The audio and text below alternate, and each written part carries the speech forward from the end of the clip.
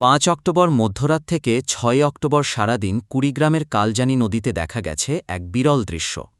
ভারত থেকে লক্ষ কোটি গাছের গুঁড়ি ভেসে এসেছে বাংলাদেশের নদীপথে।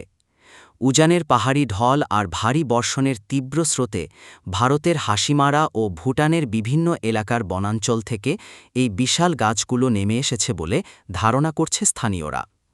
নদীর পানিতে ভেসে থাকা গাছের গুঁড়ি, আধা কাটা গাছ আর কিছু সম্পূর্ণ আস্ত গাছ এখন ভেসে রয়েছে কালজানির বিভিন্ন ঘাটে।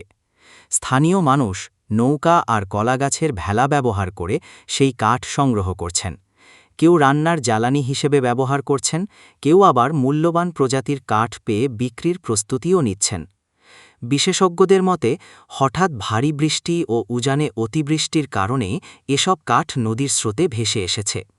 এসবের মধ্যে রয়েছে বিভিন্ন জাতের কাঠ। কেউ বলছেন জঙ্গলের কাঠ, কেউ